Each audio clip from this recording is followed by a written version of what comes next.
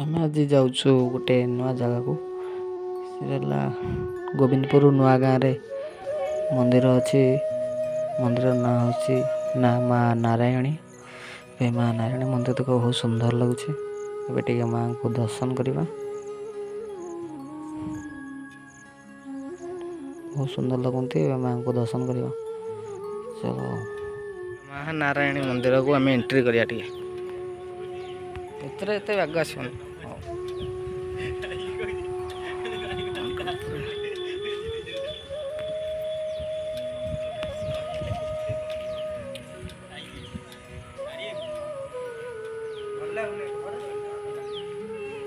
ମନ୍ଦିର ଭିତରକୁ ଏଣ୍ଟ୍ରି କଲାବେଳେ ଦେଖିବେ ଦି ପଟେ ସିଂହ ରାଜ ଅଛନ୍ତି। ତାପରେ ମନ୍ଦିରର କାରୁକାର୍ଯ୍ୟ ବହୁତ ଅତି ସୁନ୍ଦର ରହିଛି। ଦେଖିପାରୁଥିବେ ଉପରେ ଘଣ୍ଟି 3ଟା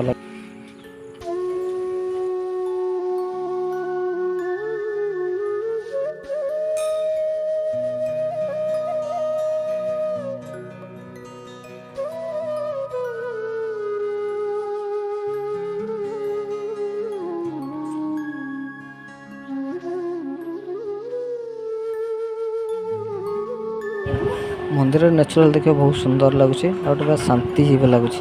ଜାଗାଟା ବେଶୀ କେହି ନାହାନ୍ତି। ପୁରା ଗାଁ ପାଖାପାଖି କିନ୍ତୁ ବିଲ ମଝିରେ ଅଛି ପୁରା ମନ୍ଦିରଟା।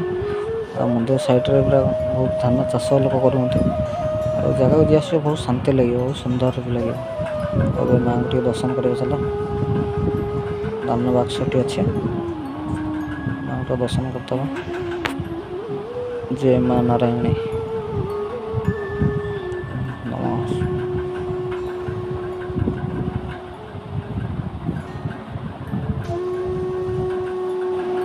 जय माँ नारायणी की जय। जय माँ नारायणी कर जय हो। डोरी लगी आमर माँ को दर्शन करदेलु। जय माँ नारायणी की। एटा कटक जिला गोविंदपुर नुआ गाँव पाखे अवस्थित माँ नारायणी पीठ। माँ बहुत सुंदर भी लगती। ऊपर नवग्रह मूर्ति अच्छे। तले वाहन अच्छे सिंह वाहन।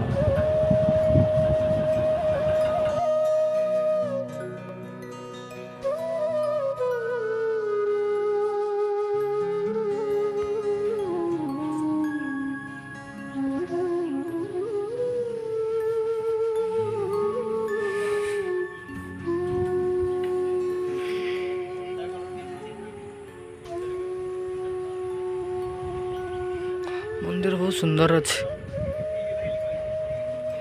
मंदिर नेचुरल सुंदर अच्छे पूरा। एटा साइड बैक एमती सब अच्छी डिजाइन है मंदिर। भल अच्छे मंदिर।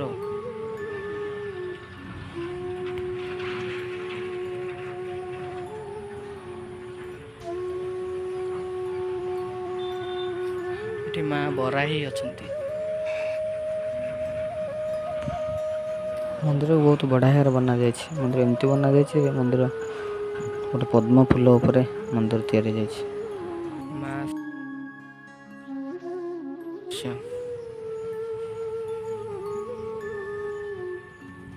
साइड रे पारा हारा से